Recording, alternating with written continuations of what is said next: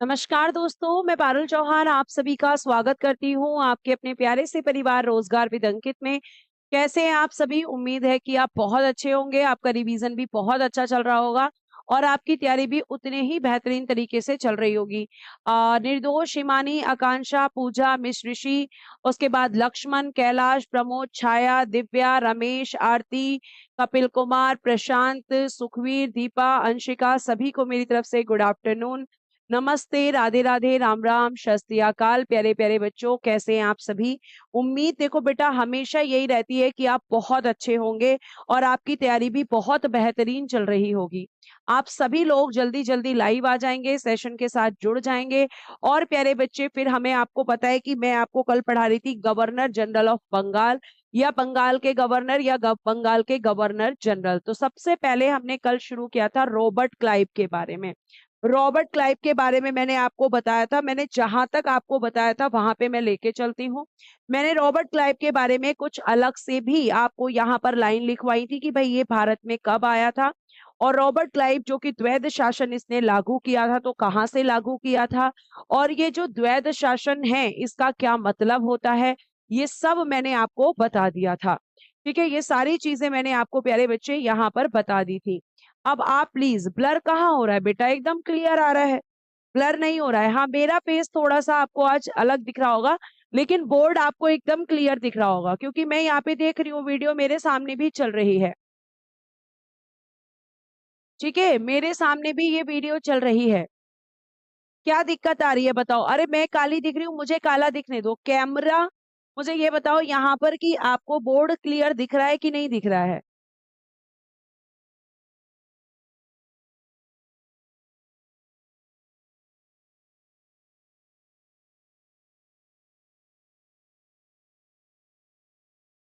अभी ठीक हो गया है? अभी ठीक हुआ है या नहीं ये बताओ। अब ठीक है, हो गया क्लियर, चलो बहुत बढ़िया। आपको क्लियर दिखना चाहिए। ठीक है, मैं मुझे छोड़ दो आपकी, मैं आपको बोर्ड क्लियर दिखना चाहिए कि बोर्ड अच्छे से दिख रहा है, हमें एक एक वर्ड यहाँ पर क्लियर होना चाहिए। अब ठीक है, चलो बहुत बढ़िया। अब देखो यहाँ पे मैं आपके सामने बात कर रही हूँ और आपको इस चीज के बारे में ध्यान रखना है कि मैंने रॉबर्ट क्लाइव के बारे में आपको बताया था। एक लाइन यहाँ पे मीनिंग समझाना रह गया था क्योंकि टाइम हो गया था। ब्रिटेन जाकर इस आत्महत्या कर ली थी, इसने सुसाइड कर लिया था। आखिर इसने सुसाइड क्यों किया था? इसने मैम आत्महत्या क्यों की थी? ऐसा क्या हो गया कि इसको सुसाइड करना पड़ गया? तो बेटा मैं आपको बता दूं, जैसा कि आप जानते हो अंग्रेज करप्ट तो थे ही। अब रॉबर्ट क्लाइव ने करप्शन के थ्रू यहाँ पर इतना धन कमाया, इतना धन कमाया कि जब इससे क्वेश्चन पूछे गए कि भाई आपके पास इतना धन कहाँ से आया,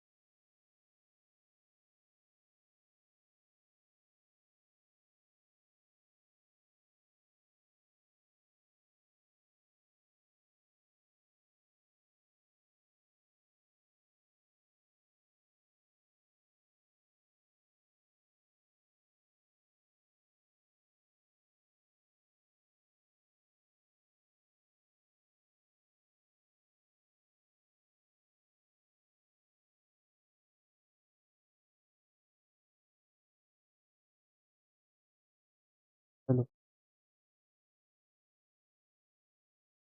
हेलो हेलो।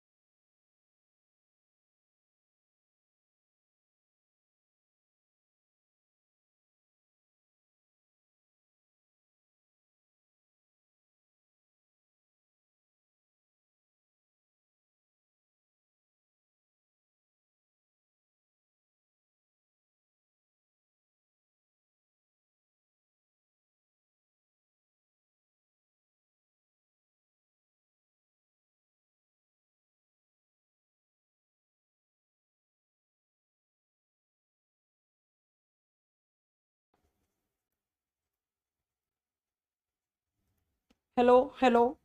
बेटा आवाज आ रही है क्या?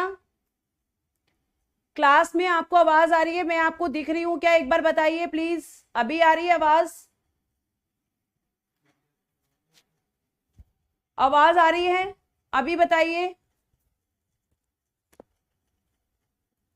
अभी आवाज आ रही है क्या बच्चों? अब ठीक है? सब कुछ ओके है? मैं दिख रही हूं आपको? All right. चलो ठीक है, अब कोई प्रॉब्लम नहीं होगी और जो भी दिक्कत हुई उसके लिए मैं आपसे माफी चाहूंगी। उसके लिए आपसे क्षमा प्रार्थी हूं बेटा। आपसे माफी चाहूंगी कि आपको इतनी प्रॉब्लम हुई मेरी वजह से। टेक्निकल इशू हुआ, समझ में नहीं आया क्या इशू हुआ। एकदम से आवाज आपकी पहले वहां पे ठीक आ रही थी और उसके बाद में एकदम से टेक्निकल इशू हो गया। सब ठीक है? Thank you so much. चलिए अब हम आगे पढ़ लेते हैं फटाफट से। 1 मिनट। अब आपको मैं जो है हाथ से लिखकर ही बता पाऊंगी क्योंकि पीडीएफ उधर सेव थी, अब इधर सेव नहीं की है मैंने। कोई बात नहीं, पीडीएफ आपको मिल जाएगी मर्ज होके, ठीक है? पीडीएफ मैं आपको दे दूंगी बेटा।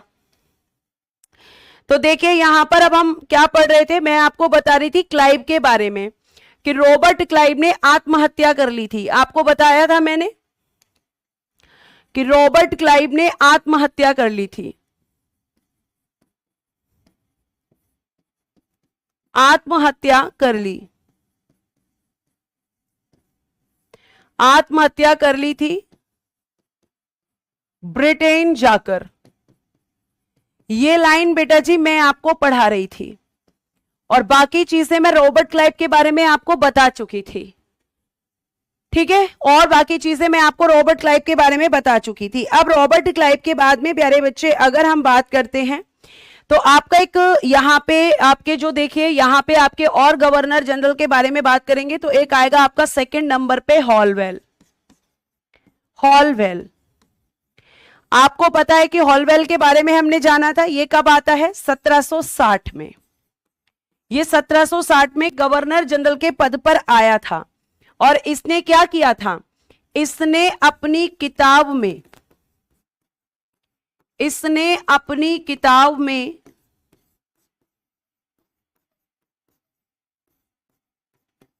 Black hole tragedy, black hole घटना या काल कोठरी की घटना,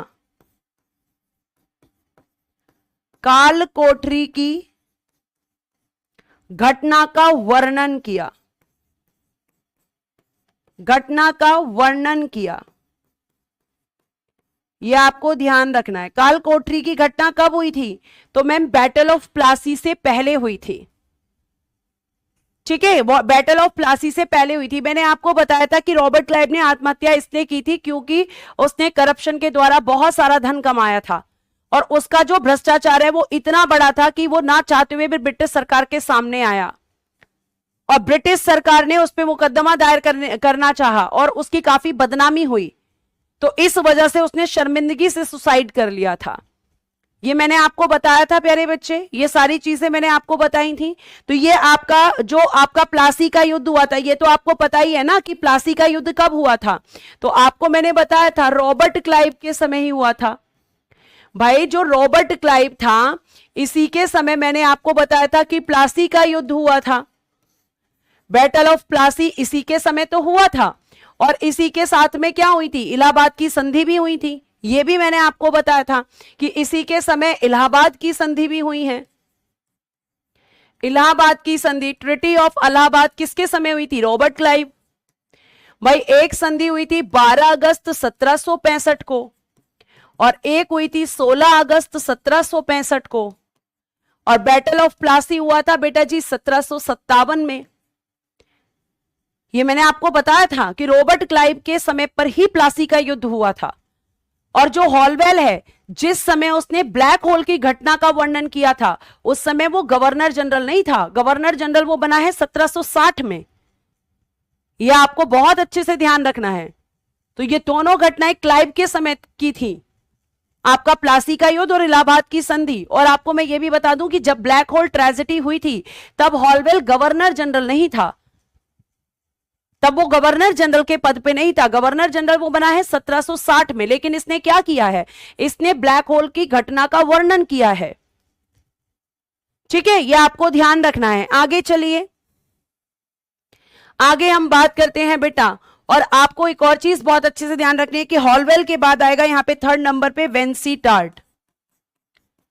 अब वेंसीटार्ट कब से कब तक था, तो आप कहोगे कि मैम 1760 से 1765 तक था। और रॉबर्ट क्लाइव का कार्यकाल मैंने आपको 2 बार बताया था कि 1765 से 1767 तक फिर रहेगा। तो जो वेंसीटार्ट है, इससे आने वाला सबसे फेवरेट प्रश्न है कि ये कौन था। बक्सर का युद्ध इसी के समय हुआ था। बक्सर का युद्ध, बैटल ऑफ बक्सर, ये वेंसीटार्ट के समय ही हुआ था 1764 में। तो बक्सर का युद्ध के समय गवर्नर जनरल कौन था, यह क्वेश्चन पूछा जाता है, तो आप कहोगे कि वेंसीटार्ट। और मैंने बताया था बक्सर का युद्ध कब हुआ था, तो 22-23 अक्टूबर 1764। आपको मैं बता चुकी हूं बक्सर के युद्ध के बारे में, जिसके बारे में जो इंपॉर्टेंट है केवल हमें वही जानना है। ऐसा नहीं कि हमें सारी चीजों को जानते रहना है, बिना मतलब लिखते रहना है, ऐसा भी नहीं करना है। तो ये आपका हॉलवेल ब्लैक होल की ट्रेजेडी के लिए जाना जाता है, और वेंसीटार्ट बक्सर के युद्ध के समय पर गवर्नर जनरल था। ज्यादातर बच्चे सोचते हैं कि बक्सर का युद्ध जो हुआ था वो आपका क्लाइव के समय हुआ था, लेकिन ऐसा बिल्कुल नहीं है, ऐसा बिल्कुल भी नहीं है। ठीक है, बक्सर का युद्ध आपका किसके समय हुआ है, वेंसीटार्ट के समय पर हुआ है। बेटा हॉलवेल ज्यादा समय तक नहीं रहा, पूरे 1 साल भी नहीं रहा, क्योंकि 1760 में ही वेंसीटार्ट आ गया था। तो अब आप देखोगे यहां पे अगला है आपका कार्टियार। इसके समय की भी एक ही घटना आपको याद रखनी है, कार्टियार। अब रॉबर्ट क्लाइव का दूसरा कार्यकाल कब तक रहा था, 67 तक रहा था मैम, क्योंकि मैंने आपको बताया कि वेंसीटार्ट के बाद में फिर से अगर आप ऐसे लिखोगे तो चौथे नंबर पर फिर से कौन आया था, रॉबर्ट क्लाइव आया था। रॉबर्ट क्लाइव कल मैंने आपको बताया था, ये फिर दूसरा रहा था 1765 से 1767 तक रहा था। ये 2 बार आया था, और जब ये दोबारा आया तो इसके समय पे इलाहाबाद की संधि हुई थी। ये मैंने कल लिखवाया हुआ है रॉबर्ट क्लाइव में, देखो जाकर कि 2 कार्यकाल उसके लिखवाए हैं। फिर उसके बाद कार्टियार आया था, फिर कौन आया था, फिर मैम अगला था यहां पे कार्टियार। और कार्टियार कब से आएगा, तो भाई उसका कार्यकाल 1767 से और ये 69 तक रहेगा। कार्टियार नहीं, 1769 से 72 लिखना, सॉरी 1769 से, सॉरी 1767 से 1772, ये कार्टियार का समय है। 1767 से 1772, 69 करना यहां पर है ना। देखो गलती हो गई है, क्योंकि 69 तक, एक मिनट रुको,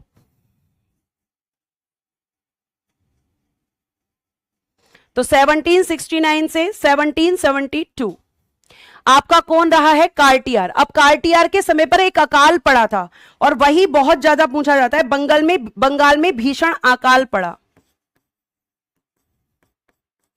बंगाल में भीषण अकाल इसके समय पड़ा, भीषण अकाल पड़ा। बेटा कब पड़ा था? तो आप कहोगे 1770 में, 1770 में कार्टियार के समय पर मैम बंगाल में भीषण अकाल पड़ा था। इनके बारे में केवल इतना ही लिखना है। ये आपके हो गए यहां पे, ये कौन से नंबर का बना है? इस हिसाब से 5वें नंबर का, क्योंकि रॉबर्ट क्लाइव का 2 बार कार्यकाल है।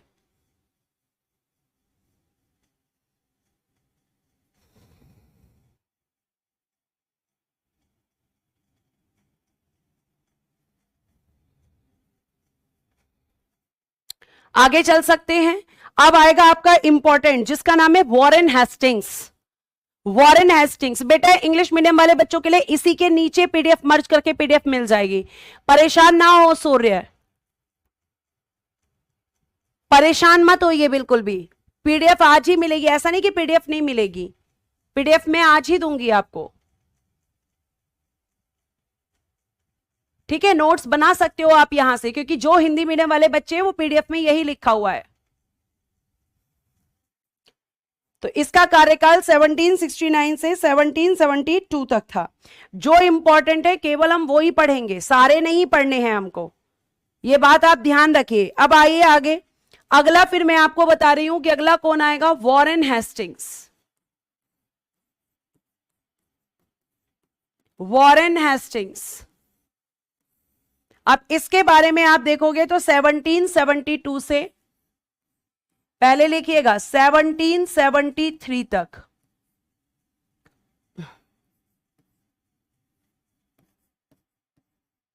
इस एक साल में ये क्या रहा, ये बना यहां पे बंगाल का गवर्नर, बंगाल का गवर्नर, यानी governor of Bengal, governor of Bengal. ठीक है, फिर उसके बाद में आपको पता है कि आपको पता है इसी के समय क्या आया था, 1773 में रेगुलेटिंग एक्ट आया था मैम,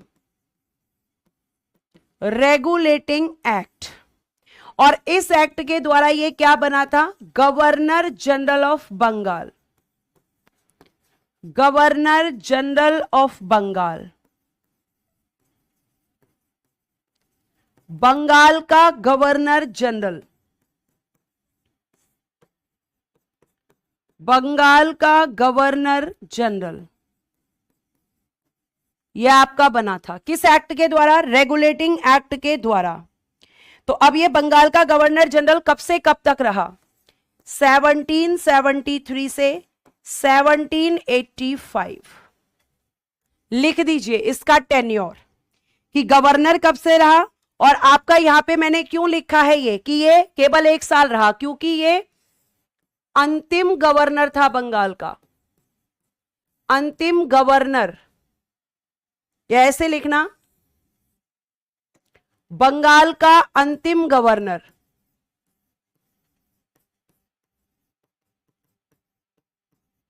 क्योंकि इसके बाद ये पोस्ट बन गई गवर्नर जनरल की, तो लास्ट गवर्नर ऑफ बंगाल। और यहां पे क्या लिखोगे, यहां लिखोगे first governor general of Bengal.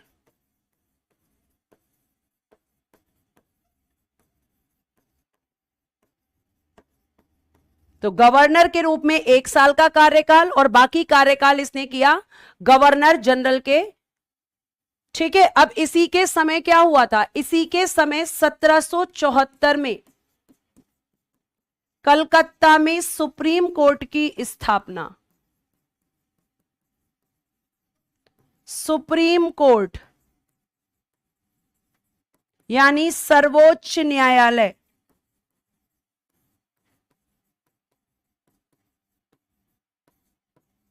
की स्थापना। और ये जो सर्वोच्च न्यायालय था बेटा, ये जो सुप्रीम कोर्ट था कलकत्ता में, इसमें आपके मुख्य न्यायाधीश,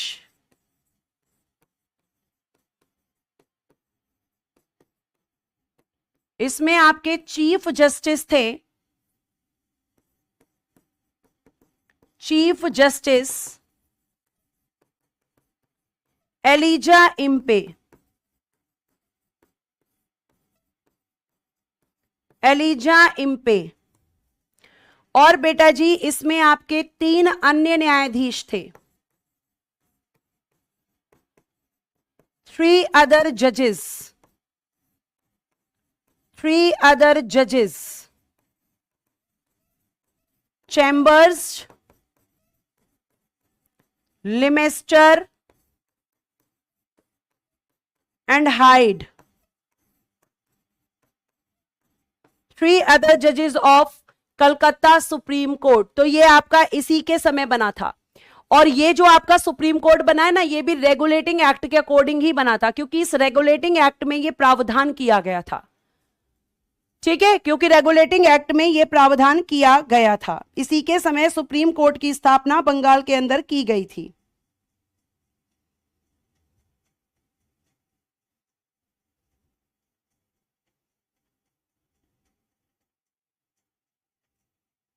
लिखिए यहां तक।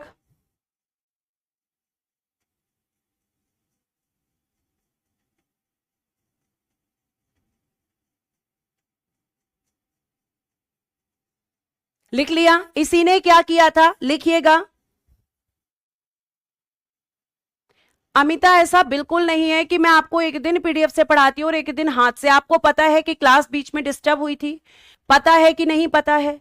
अब मैं उसको पीडीएफ लगा दी तो मुझे पहले इसमें व्हाट्सएप इंस्टॉल करना पड़ता, फिर मैं पीडीएफ को यहाँ पे सेव करती, फिर उसके बाद पीडीएफ लगाती, तो बेटा और भी देर हो जाती।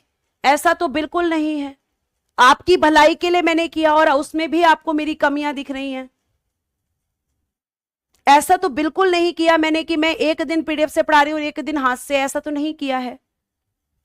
लेकिन फिर भी आपको लगता है कि मैंने गलत किया है तो मैं आपसे माफी चाहूंगी, क्षमा मांगूंगी आपसे इसके लिए। और कुछ नहीं कर सकती बेटा, क्योंकि मैंने इसलिए किया कि क्लास ऑलरेडी बहुत डिले हो चुकी थी और इसलिए मैंने फटाफट सोचा कि पीडीएफ से ना लिख के मैं हाथ से लिखकर पढ़ा देती हूं बच्चों को, क्योंकि बहुत टाइम लग जाता उसमें मुझे।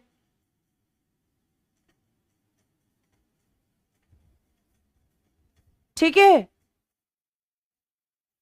अब देखो आगे, यहां पे ऐसा हुआ तो इसी के समय इसने क्या किया, बंगाल में द्वैध शासन को समाप्त किया। बंगाल में द्वैध शासन समाप्त। End of diarchy rule, diarchy rule in Bengal.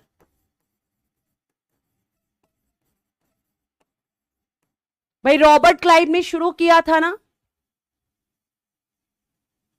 तो आपको ध्यान रखना है कि यहां पे रॉबर्ट क्लाइव ने जो द्वैध शासन शुरू किया था बंगाल में, उसको रॉबर्ट क्लाइव ने खत्म कर दिया था। और सॉरी, वॉरेन हेस्टिंग्स ने खत्म कर दिया था। और वॉरेन हेस्टिंग्स ने यह कहा कि भैया हमें नहीं चाहिए द्वैध शासन, इसे खत्म करो, ये बेकार की चीज है। नहीं बेटा, सावित्री सुप्रीम कोर्ट की स्थापना 1774 में हुई थी। ठीक है, तो जल्दी से आप यहां पे कर दीजिए।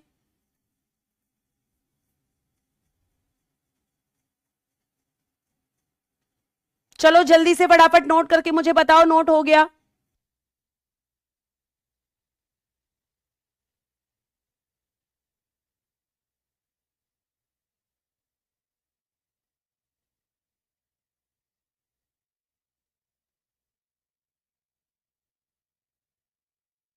फिर मैं आपसे एक क्वेश्चन और पूछूंगी, मुझे ये बताइए बंगाल में द्वैध शासन शुरू कब हुआ था? कल मैंने आपको बताया था बेटा, लिख लिया है। चलो अब मैं आप अगला स्लाइड यूज कर सकती हूं। अब मेरे 2 क्वेश्चन है, जैसे मैं आपकी बात कर रही हूं, आपका बंगाल में द्वैध शासन है ना, इसी की तो बात कर रहे हैं हम अभी। जी मैम, तो आपको मैंने ये बताया कि इसे शुरू किसने किया था, तो ये तो मैं आपको बता चुकी हूं। तो मेरे यहां से 2 प्रश्न हैं कि एक प्रश्न तो आपसे कभी भी आ सकता है कि शुरू कब हुआ, और एक प्रश्न आ सकता है कि समाप्त कब हुआ। अब शुरू किसने किया? रॉबर्ट क्लाइव ने। समाप्त किसने किया? वॉरेन हेस्टिंग्स ने। बहुत बढ़िया मैम, 1765 में ये शुरू हुआ था बेटा। 1919 के एक्ट में ये प्रांतों में शुरू हुआ था। 1919 वाले बच्चे गलत हैं। इसको बंगाल में शुरू किसने किया था? बंगाल पूछ रही हूं मैं, प्रांत थोड़ी पूछ रही हूं, प्रोविंस थोड़ी पूछ रही हूं। प्रोविंस पूछूंगी तब आप आंसर करोगे 1919। गलत आप आंसर कर रहे हो। और समाप्त कब हो गया? 1772 में। शुरू किया था रॉबर्ट क्लाइव ने, कल की ही क्लास में मैंने बताया है। और समाप्त कर दिया इसको वॉरेन हेस्टिंग्स ने। और वॉरेन हेस्टिंग्स ने केवल इतना ही नहीं किया। अब आपको मैंने बताया था कि जब द्वैध शासन था, तो इस द्वैध शासन के दौरान यहां पे क्या हुआ था कि 2 उपदीवान भी थे। चलो जल्दी जल्दी नाम बताओ मुझे कि बंगाल में कौन था और बिहार में कौन था। बंगाल में कौन था और बिहार में कौन था? नाम लिखना सीधा कि मैम बंगाल में ये व्यक्ति था और बिहार में ये व्यक्ति था।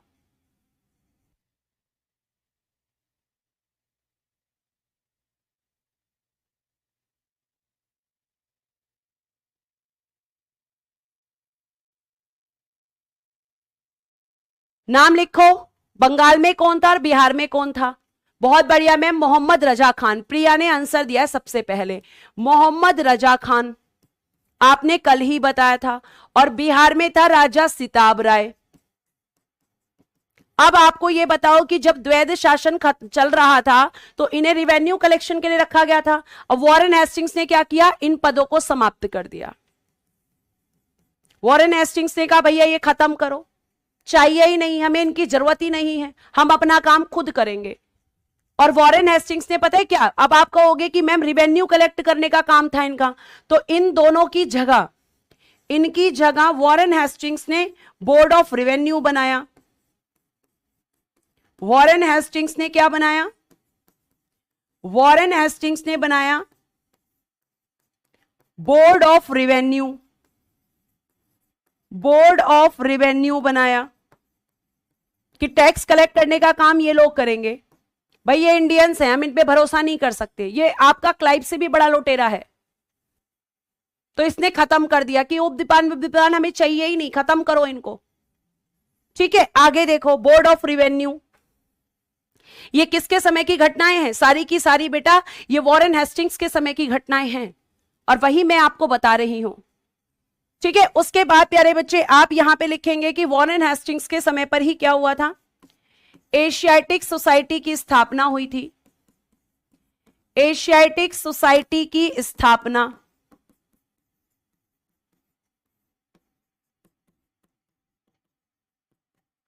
कब हुई थी? 1784 में। इन 1784 लिखिएगा। establishment of the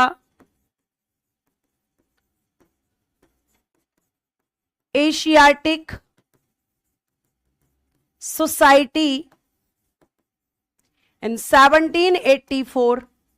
और इस एशियाटिक सोसाइटी के फाउंडर कौन थे? संस्थापक। तो आप कहोगे उनका नाम है विलियम जोन्स। विलियम जोन्स, ये इनके समय की ही घटनाएं हैं। ठीक है, ये आपको ध्यान रखना है। यहां तक की बात समझ में आई? स्थापना की थी। उसके अलावा इसके समय पर ही हुई थी संस्कृत महाविद्यालय की स्थापना। संस्कृत महाविद्यालय की स्थापना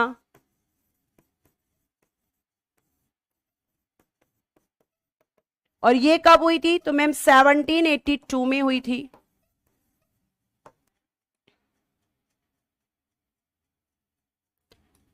संस्कृत महाविद्यालय की स्थापना 1782। Establishment of Sanskrit college. Establishment of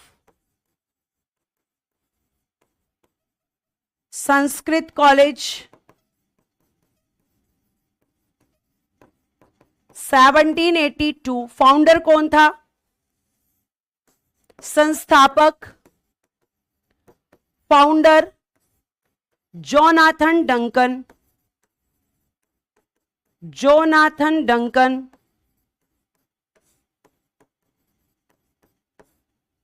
ये आपके फाउंडर थे। ठीक है, जोनाथन डंकन।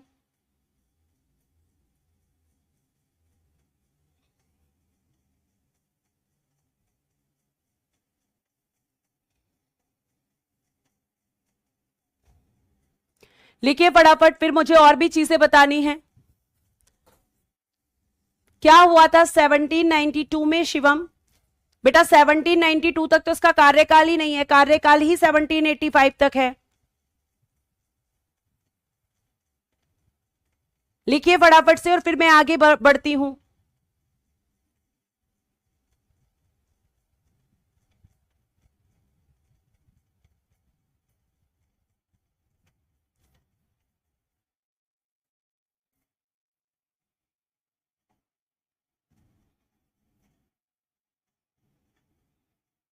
लिख लिया, आगे चल सकते हैं। नेक्स्ट देखिएगा, इसी के समय पर आया था 1784 में पिट्स इंडिया एक्ट।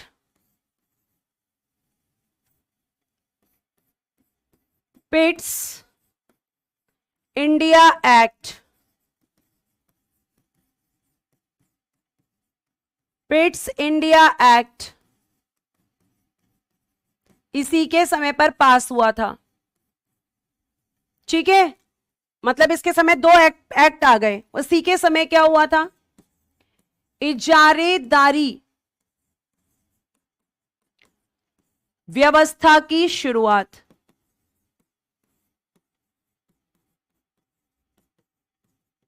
अब मुझे ये बताओ, इजारेदारी व्यवस्था के समय बंगाल का नवाब कौन था? मैंने आपको ये समझाया था। इसे इंग्लिश में भी कहेंगे इजारेदारी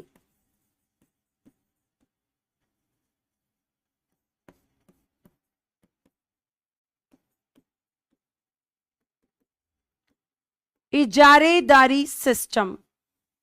ये यहां पर शुरू किया गया था और इसी के समय पर यह शुरू हुआ था। ठीक है, अब मैंने आपको बताया था कि इजारेदारी सिस्टम किसे कहते हैं। तो बेटा देखो, जो इजारेदारी सिस्टम है इसको इसने शुरू किया था 1775 में और इसे बनाया था 5 वर्षीय, कि 5 वर्ष यानी 5 साल के लिए एक जमीन ठेके पर दी जाती थी। बहुत बढ़िया, मैं मुर्शीद कुली खां था, मुर्शीद कुली खां के समय पे शुरू हुई थी और इसे 1775 में कितना बनाया गया? 5 वर्षीय बना दिया गया कि 5 वर्ष के लिए हम क्या देंगे? एक ठेकेदार को जमीन दे देंगे जो सबसे ऊंची बोली लगाएगा।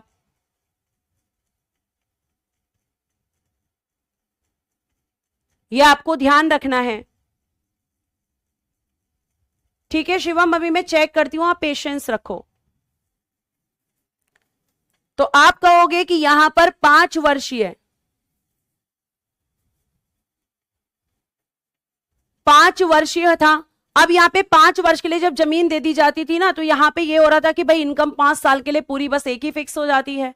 तो फिर क्या कर दिया गया? 1776 में इसको 1 वर्ष के लिए कर दिया गया कि केवल 1 वर्ष के लिए देंगे किसी भी ठेकेदार को। तो इजारेदारी सिस्टम मैंने आपको बताया था और ये इजारेदारी सिस्टम इसी के समय शुरू हुआ। उसके बाद इसी के समय प्रथम समाचार पत्र आया था, Bengal gazette. Bengal gazette first newspaper जिसका नाम था बंगाल गजट। और इस बंगाल गजट के जो संपादक थे उनका नाम है James Augustus Hickey. James Augustus Hickey. और बेटा जी ये एक वीकली न्यूज़पेपर था, साप्ताहिक समाचार पत्र था, वीकली न्यूज़पेपर था और ये इसी के समय पर आया था। ठीक है, ये आपको ध्यान रखना है, जेम्स ऑगस्टस हिक्की के समय पर। और ये आप ये जरूर पूछोगे कि किस भाषा में था, तो बेटा जी इसकी जो भाषा थी, लैंग्वेज, वो इंग्लिश थी। लैंग्वेज थी बेटा जी इंग्लिश, यानी कि अंग्रेजी,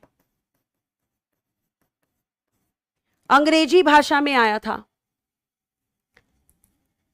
ठीक है, जेम्स ऑगस्टस हिक्की के द्वारा लाया गया था। अच्छा, मैंने यहां गजट ही तो लिखा है बेटा, गजट ही होगा, बजट नहीं, गजट। मुझे लगा मैंने गलती से बजट लिख दिया क्या, जो आप ये कमेंट कर रहे हो। बेटा 1773 से 1785 है आकांक्षा जी, ये देखिए। फिर आप लोग यहां पे कहते हो कि ये देखो, देखो बेटा आकांक्षा,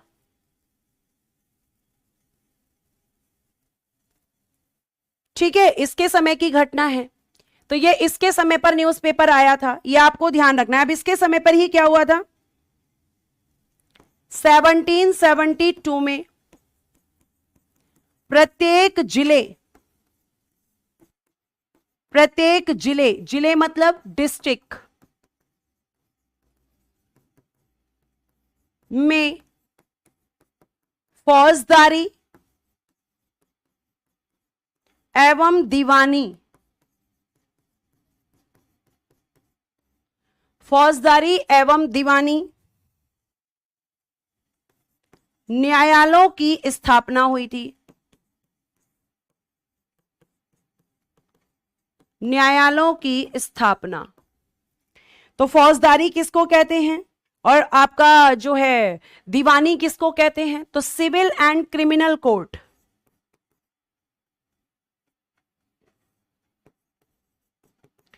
criminal and civil court English में कहा जाता है, फौजदारी और दीवानी मामले। ठीक है, जल्दी से, ये इसी के समय की घटनाएं हैं।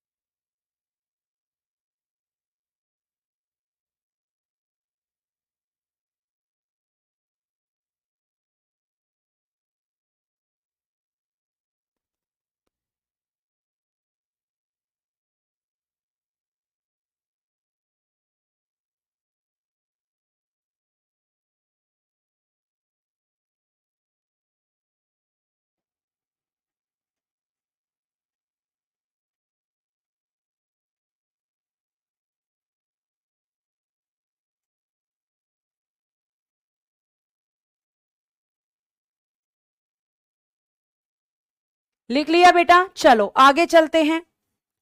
एक बच्चे ने पूछा है पुलिस मतलब, पुलिस कहां लिखा है, मिश ऋषि सैनी कहां लिखा है पुलिस,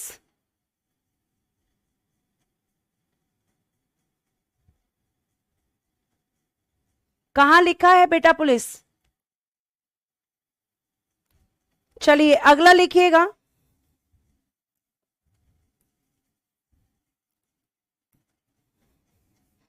जॉन मैकफरसन,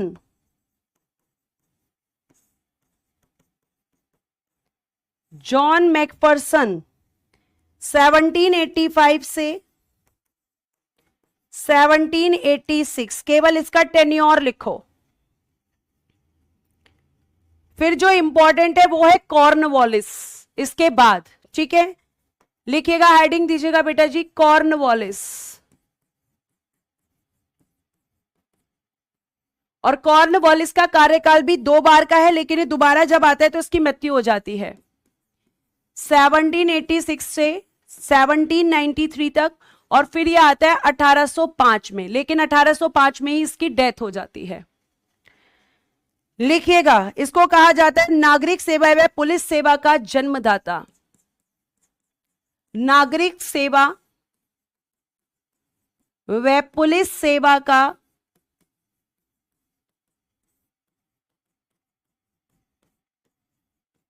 जन्मदाता, लिखिएगा father of civil services and police service, father of civil services and police service. ये क्वेश्चन बहुत पूछा जाता है, फादर ऑफ सिविल सर्विसेज किसको कहा जाता है? इसी को।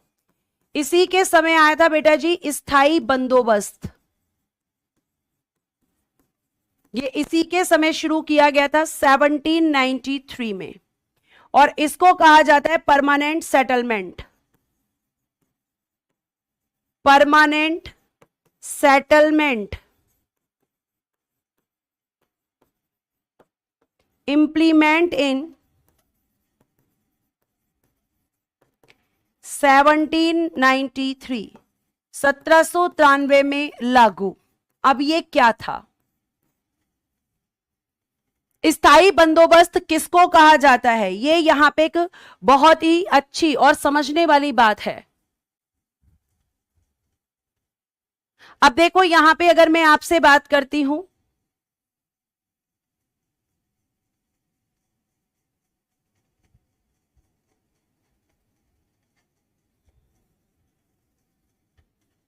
एक क्वेश्चन पूछा गया है कि किस गवर्नर जनरल पर महाभियोग चलाया गया था? वॉरेन हेस्टिंग्स पर, हेस्टिंग्स पर महाभियोग चलाया गया था। आप लिख लीजिए, आप लिख सकते हो इस चीज को, वॉरेन हेस्टिंग्स पर महाभियोग चलाया गया था।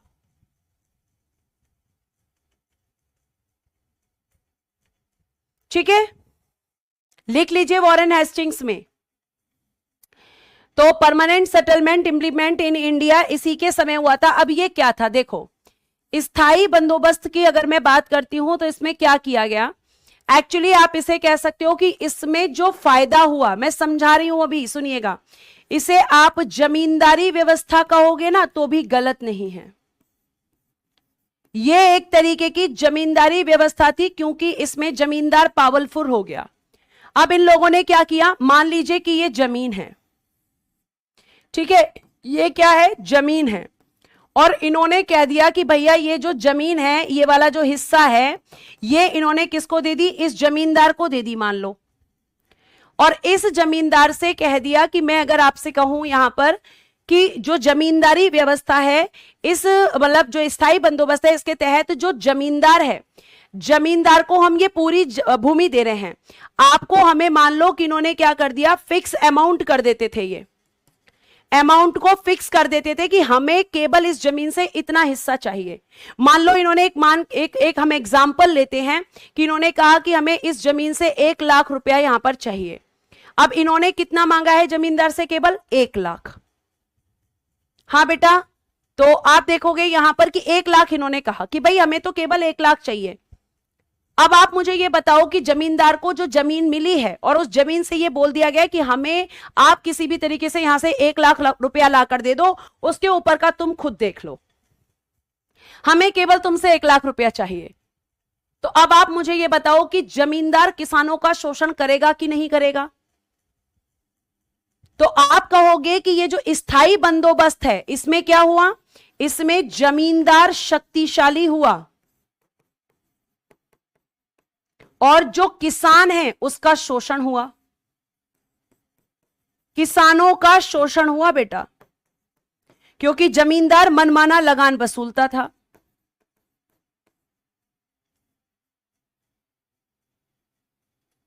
यह आपको ध्यान रखना है कि जमींदार क्या करता था? मनमाना लगान में यहां पर वसूल करता था। किसानों का शोषण हुआ और जमींदार को शक्तियां मिल गई कि मैं कितनी भी ले सकता हूं, मुझे तो बस ईस्ट इंडिया कंपनी को इतना देना है, बाकी हिस्सा मैं जितना चाहे किसानों से वसूल सकता हूं। और यह स्थायी बंदोबस्त आपका बंगाल, बिहार, ओडिशा वाले क्षेत्रों में शुरू किया गया था, और यह एक तरीके से मैं आपको बता दूं तो कहीं ना कहीं फेल हो चुका था। ठीक है, इतना लिख लिया। और यह बात अगर समझ में आई तो जरा थम्स अप कर दो कि स्थायी बंदोबस्त ने किस तरीके से किसानों का शोषण किया था। तो आपको केवल याद रखना है कि स्थायी बंदोबस्त किसके समय लागू हुआ, यह क्वेश्चन पूछा जाता है तो आप कहोगे कि स्थायी बंदोबस्त जो लागू किया गया था मैम, वो आपका कॉर्नवालिस के समय पर लागू किया गया था 1793 में। प्यारे बच्चे, इसके समय पर अगर मैं आपसे बात करती हूं तो इसकी जो समाधि है, समाधि, ठीक है, वो आपकी कहां पर पड़ती है? गाजीपुर यूपी में है।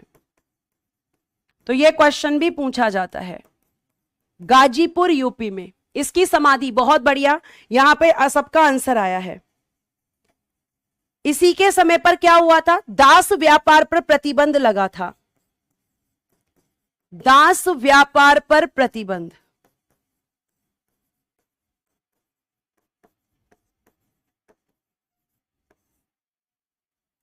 (1789) में। दास व्यापार किसको कहते हैं? Slave trade. स्लेव ट्रेड क्या कर दिया गया था? बैन, प्रतिबंध लगा दिया गया था इस पर।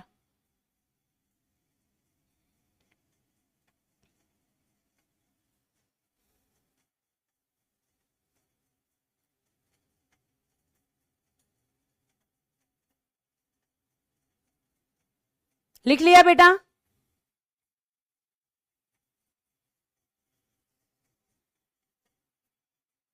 दास क्या होता है? गुलाम क्या होता है प्राची?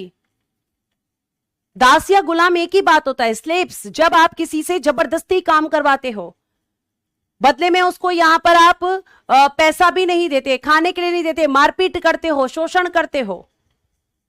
और आपको पता है कि दास या फिर आपका जो स्लेव सिस्टम है, इसको बैन कर दिया गया है आर्टिकल 21 के तहत।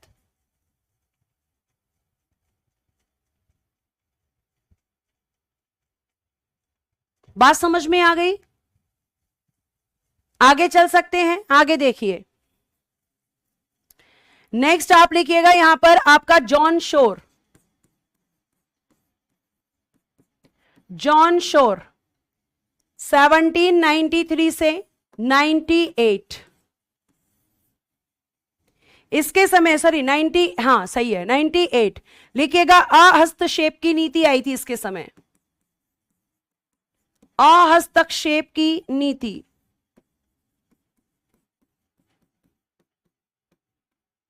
और पॉलिसी ऑफ नॉन इंटरवेंशन।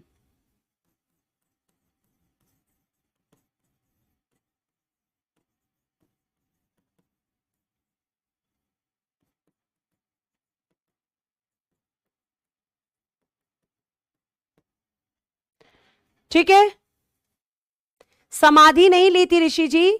समाधि मतलब जहां पर उसको मतलब एक तरीके से दबाया गया है, जहां उसको, क्योंकि इसकी मृत्यु गाजीपुर यूपी में ही हुई थी जब ये दूसरे कार्यकाल के लिए आया 1805 में। तो 1805 में ही इसकी मृत्यु हो गई थी।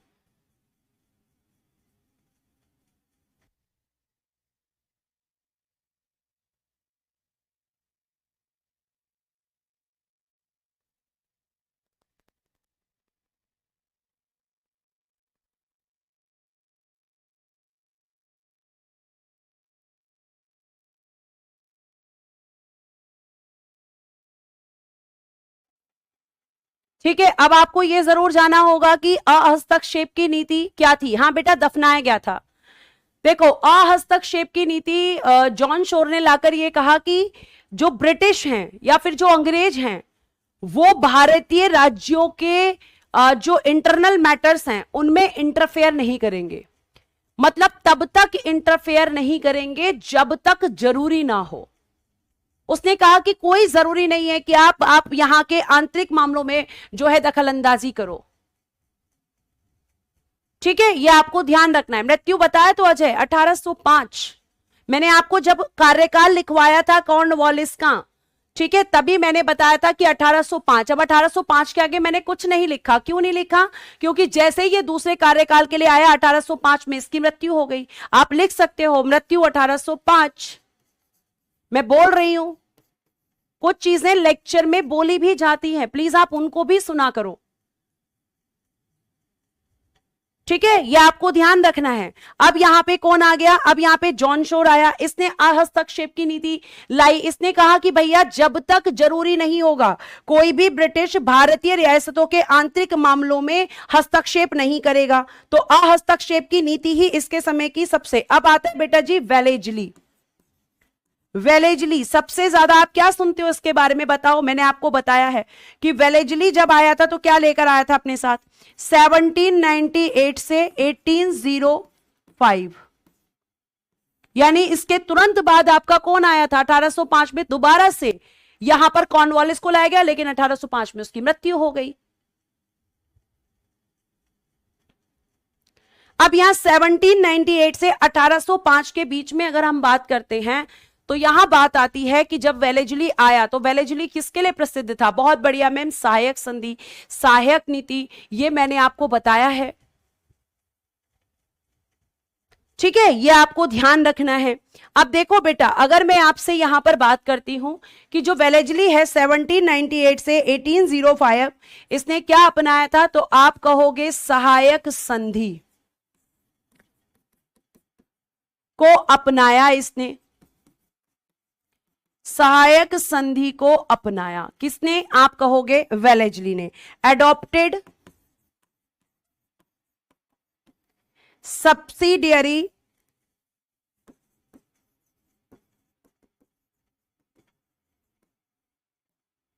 Subsidiary alliance. अब ये सहायक संधि मैंने आपको समझाई है। अब सबसे पहले मुझे बताओ सहायक संधि किसके साथ हुई थी, तो मैम 1798 में सबसे पहले आपने बताया था हैदराबाद के साथ में हुई थी। हैदराबाद के निजाम ने की थी 1798 में। फिर उसके बाद में बेटा जी 1799 में लिखिएगा मैसूर और आपका तंजौर। तंजौर कहां पड़ता है, तमिलनाडु में, और मैसूर को आज के समय पे आप क्या कहते हो, तो मैम इसका वर्तमान नाम है कर्नाटक। तंजौर पड़ता था तमिलनाडु के अंदर, और आपको पता है 1799 में टीपू सुल्तान की मृत्यु हो गई थी और वेलेजली ने सहायक संधि के तहत इसको अपने साम्राज्य में मिला लिया था। फिर आता है बेटा जी 1801 में, आपको मैंने बताया था अवध के साथ हुई थी। ठीक है, फिर मैंने आपको बताया था 1802 में पेशवा के साथ। पेशवा, पेशवा कहां पर थे, जल्दी से मुझे बताएंगे। ठीक है, उसके बाद में 1803 में भोंसले, 1803 में भोंसले, 1804 में सिंधिया, यहीं लिख देती हूं 1804 में सिंधिया। ये सहायक संधि के क्रम बता रही हूं मैं आपको। ठीक है, आपको बताया था 1804 में आप कहोगे सिंधिया।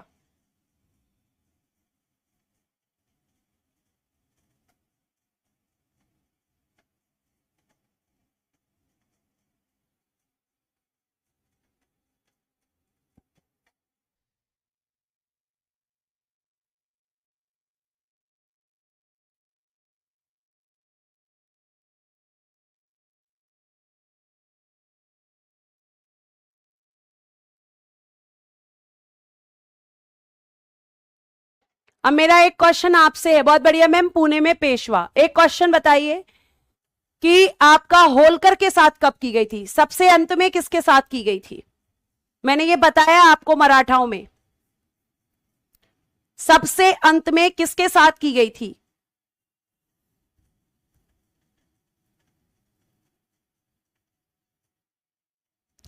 पेशवा पुणे में था, बताया था ना, इसके साथ संधि कर ली थी, लेकिन उसके बाद भी इसको धोखा दिया।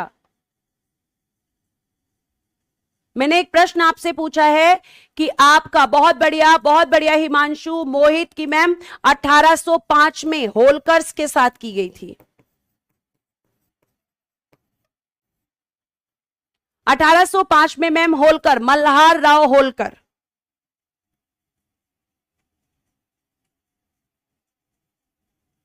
अब देखिए इसके समय, जल्दी से नोट कीजिए बेटा, फिर मैं आगे बढ़ती हूं। इसी को कहा जाता है बंगाल का शेर। Lion of Bengal,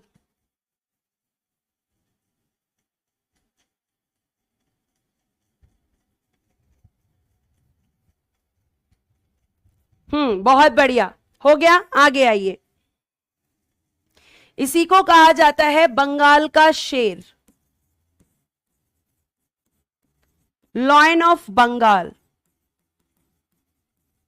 lion of Bengal Wellesley को कहा गया। उसके बाद में लिखिएगा, इसी के समय 1800 में फोर्ट विलियम कॉलेज की स्थापना,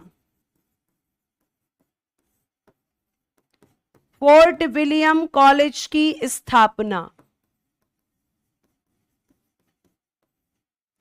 ठीक है। फोर्ट विलियम कॉलेज की स्थापना, जगह क्या थी? तो फोर्ट विलियम कहां पर था मैम? कलकत्ता में। तो इसी के अंदर क्या किया गया था? फोर्ट विलियम कॉलेज की स्थापना कलकत्ता में की गई थी। जैसे मैंने फोर्ट विलियम लिखवाया था तो बच्चा कह रहा था कि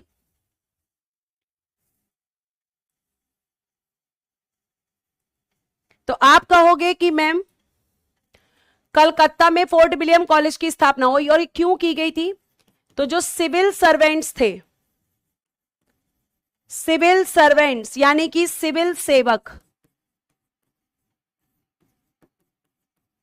तो उनके लिए, उनके ट्रेनिंग के लिए, फॉर ट्रेनिंग, फॉर ट्रेनिंग यानी प्रशिक्षण के लिए। आज के समय पे ट्रेनिंग कहां होती है सिविल सर्वेंट्स की? जैसे मैं आईएएस वगैरह की ट्रेनिंग पूछूं तो कहां पर होती है? बताइए जल्दी से। कलकत्ता में की गई थी फोर्ट विलियम कॉलेज की स्थापना इसी के समय पर। इसे ही कहा जाता है कंपनी का अकबर, कि ये कंपनी का अकबर है, अकबर ऑफ कंपनी।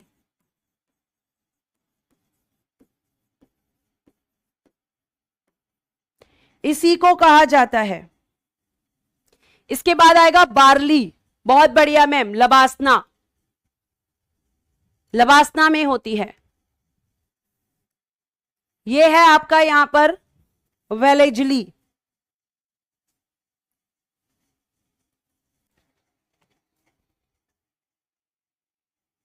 नेक्स्ट लिखेगा बार्ली, 1805 से 1807, केवल कार्यकाल याद रखना। उसके बाद लिखेगा मिंटो प्रथम, 1807 से 1813। लिखिएगा इसी के समय 1813 का चार्टर एक्ट पारित,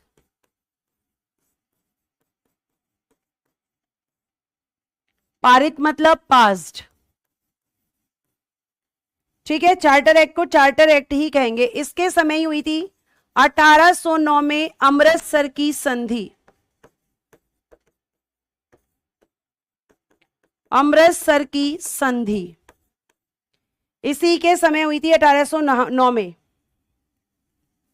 महाराणा रणजीत सिंह और मेटकॉफ के बीच, और मेटकॉफ के बीच, ये संधि मैं आपको पढ़ाऊंगी जब मैं आपको सिख धर्म पढ़ाऊंगी, वहां पे हम इसको डिटेल में पढ़ेंगे। लिख लीजिए बेटा जी फटाफट।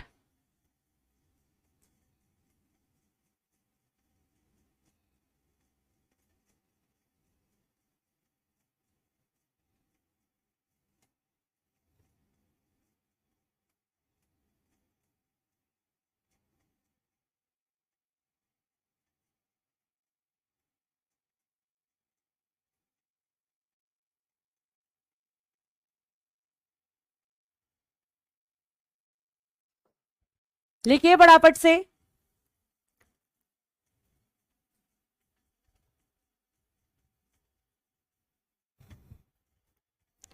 कुछ बच्चे ऐसे हैं पूरी क्लास में एक ही कमेंट करते रहेंगे और मुझे ये हैरानी होती है कि वो थकते भी नहीं हैं। अनिल, आपके इस कमेंट का कोई मतलब नहीं है,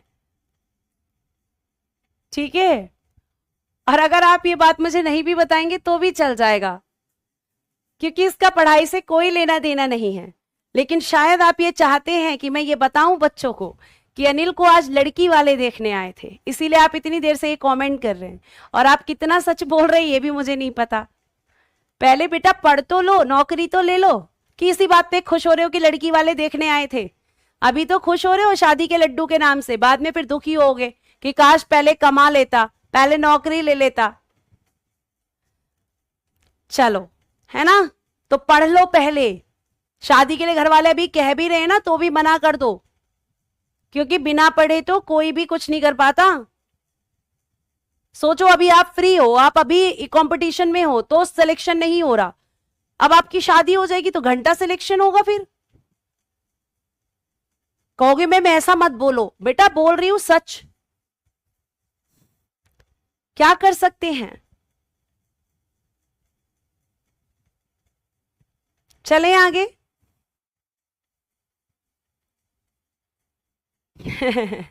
चलते हैं आगे, चलिए। और आगे आप लिखेंगे बेटा जी यहां पर मर्विबल हेस्टिंग्स। मैंने आपको बताया था ना कि 2 हेस्टिंग्स थे। अब आपने मराठा में पढ़ा था, मैंने आपको वहां बताया था कि ये वॉरेन हेस्टिंग्स नहीं है, ये था आपका मर्विबल हेस्टिंग्स। और जब ये आया था तो इसकी पॉलिसी क्या थी? पॉलिसी थी मराठा साम्राज्य के प्रभाव को समाप्त करना। 1813 से और 1823 तक रहा ये, और मैंने इसके बारे में आपको बताया था।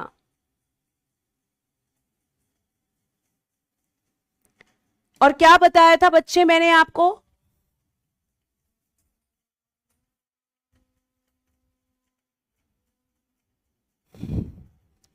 चलो देखो, यहां पे आप लोग को यहां पे देखना है। देखो, इसके समय पे सबसे पहले आप लिखेंगे रैयतवाड़ी व्यवस्था आई थी।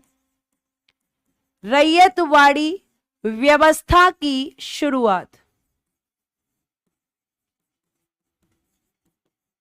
रैयतवाड़ी सिस्टम शुरू किया गया था बेटा,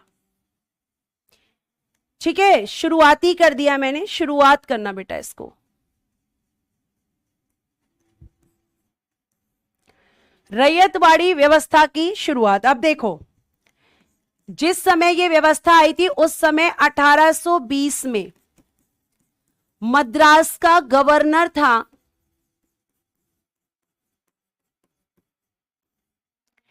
थॉमस मुनरो। तो थॉमस मुनरो के समय पर मद्रास में इस व्यवस्था को शुरू किया गया था। ये मद्रास का गवर्नर हुआ करता था। और ये जो रैयतवाड़ी है प्यारे बच्चे, इसे क्या कहा जाता था? देखिएगा यहां पर, इस सिस्टम को, इस व्यवस्था को सूर्यास्त का सिद्धांत भी कहते थे। सूर्यास्त का सिद्धांत, सूर्यास्त का सिद्धांत, principle of sunset, principle of sunset. अब इसका क्या मतलब है मैम? मतलब तो समझा दो बेटा, समझ लो। देखो, अगर बच्चे मैं आपसे बात करती हूं तो मैं समझा रही हूं, इसको नहीं लिखना है। लिखना आपको यह है कि जो रैयत होता है, रैयत का मतलब क्या होता है? किसान। यही तो होता है। जी हाँ मैम। तो जो आपका स्थायी बंदोबस्त था उसमें पूरी की पूरी खुशी किसको दे दी गई थी? आप कहोगे लॉर्ड हेस्टिंग नहीं होगा, या आप लॉर्ड में नहीं लगाऊंगी अमन, लॉर्ड वॉर्ड लगाना इनके आगे मुझे अच्छा नहीं लगता है, क्योंकि इन्होंने ऐसा कोई काम नहीं किया कि मैंने लॉर्ड कहकर बुलाऊं। इसका पूरा नाम था मर्विबल हेस्टिंग्स। आगे सुनिए। तो रैयत का मतलब होता है बच्चे किसान, और लॉर्ड कोई नाम नहीं है, लॉर्ड एक उपाधि है अमन। किसी, ये आपका जैसे लॉर्ड कॉर्नवालिस कहते हैं, लॉर्ड डलहौजी कहते हैं, लॉर्ड आपका लॉर्ड वॉरेन हेस्टिंग्स कहते हैं। तो लॉर्ड एक टाइटल है जो ये लोग यूज करा करते थे, और इसका मतलब होता है खुद को भगवान कहना। ठीक है, ये आपको ध्यान रखना है। तो रैयत क्या होता है? रैयत किसान होता है। तो स्थायी बंदोबस्त में मुझे ये बताओ कि पावरफुल कौन हुआ था? मैम जमींदार, जिससे किसानों का शोषण हुआ था। अब प्यारे बच्चे यहां पर ये जो रैयतवाड़ी व्यवस्था शुरू की गई थी, इस रैयतवाड़ी व्यवस्था में क्या किया गया था कि किसान को कह दिया गया कि हम जो टैक्स लेंगे हम सीधा का सीधा किसान से लेंगे। मतलब यहां पे कोई जमींदार नहीं रहेगी, किसी जमींदार को हम यहां पर नहीं रखेंगे, हम डायरेक्टली किसान से ही टैक्स लेंगे। और किसान को कहा जाता था कि सूर्य के अस्त होने से पहले जिस दिन आपको टैक्स देना है तो सूर्यास्त से पहले आपको देना पड़ेगा। अगर आपने नहीं दिया तो फिर आपसे आपकी जमीन को छीन लिया जाएगा। इसे क्या कहा जाता है? इसीलिए इसे कहते हैं सूर्यास्त का सिद्धांत। तो यह रैयतवाड़ी व्यवस्था में टैक्स सीधा किससे लिया जाता था? सीधा किसानों से। लेकिन शोषण तो अब भी हो रहा है। कोई भी व्यवस्था ये लेकर आए, इन्होंने हमारे यहां पर किसानों का, हमारे यहां के लोगों का, अभी जैसे जैसे मैं मॉडर्न हिस्ट्री में एंटर करूंगी आपको इतना गुस्सा आएगा। मतलब जैसे जैसे हम इस मॉडर्न हिस्ट्री में आगे बढ़ेंगे आपको लगेगा कि काश उस समय पर मैं होता या मैं होती तो इन लोगों को नहीं छोड़ती।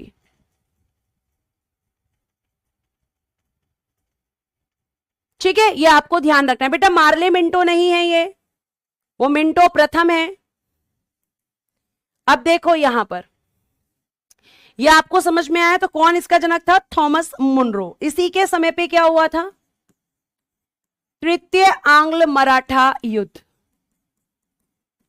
तृतीय आंग्ल मराठा युद्ध कब से कब तक हुआ था? 1817 से 1818 हुआ था कि नहीं हुआ था? मैंने आपको बताया था। आगे देखिए प्यारे बच्चे, आगे लिखिएगा। इसी के समय पर क्या हुआ था? 1818 में पेशवा पद समाप्त हो गया था। पेशवा पद समाप्त, ये इसी के समय हुआ था। और क्या किया गया था? मराठा साम्राज्य का विलय। विलय मतलब मर्ज करना, मर्ज। मराठा साम्राज्य का विलय ब्रिटिश साम्राज्य में हो गया। ब्रिटिश साम्राज्य में हो गया।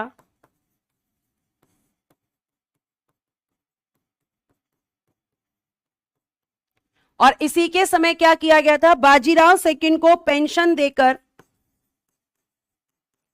बाजीराव सेकंड को पेंशन देकर बिठूर भेज दिया गया था। बिठूर कहां पड़ता है? कानपुर में। भेज दिया गया, यानी इसी ने मराठा प्रभाव को समाप्त किया था।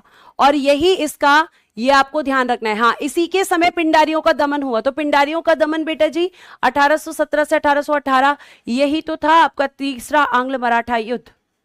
पिंडारियों का दमन इसी ने करवाया। अगर आप अलग से इसको मेंशन करना चाहते हो तो इसी के सामने लिखो, पिंडारियों का दमन किया इसने। ठीक है, ये बहुत अच्छी बात है कि अपने आप लाइंस जोड़ रहे हो। आपके पास और भी जो घटनाएं हैं मैंने नहीं लिखवाई, आप इसको लिख सकते हो। ठीक है, अब आप लिखेंगे एमहर्स्ट 1823 से 1828। और कल हम पढ़ेंगे विलियम बेंटिक। हेडिंग दे दीजिएगा विलियम बेंटिक। कल मैं इस चैप्टर को खत्म करूंगी।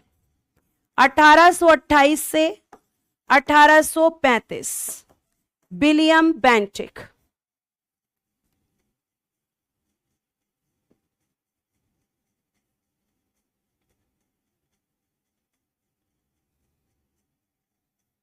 कल मैं खत्म करूंगी बेटा इसको। ठीक है, कल खत्म हो जाएगा क्योंकि कल मुझे लिखना नहीं पड़ेगा बल्कि पीडीएफ का हम यूज कर लेंगे। और आज आपका टाइम भी वेस्ट हो गया, थोड़ा और हो जाता, उसके लिए मैं आपसे फिर से क्षमा चाहूंगी कि आपके आज लगभग 20 मिनट मेरी वजह से वेस्ट हो गए, उसके लिए मैं फिर से क्षमा मांगती हूँ आप लोगों से। उम्मीद करती हूँ कि आप समझेंगे, और मैंने हाथ से आज क्यों लिखा आप ये भी समझेंगे, क्योंकि बेटा यहाँ पे टाइम लग जाता मुझे पीडीएफ लगाने में। इतनी देर में तो मैं आपको 2-3 गवर्नर जनरल पढ़ा दी थी। ठीक है, फिर भी आपको बुरा लगा हो तो फिर से मुझे अपनी बड़ी बहन को माफ कर दीजिएगा। Thank you so much, bye bye, take care and good day everyone. जय हिंद, जय भारत। हंसते रहें, मुस्कुराते रहें और हमेशा खुश रहें।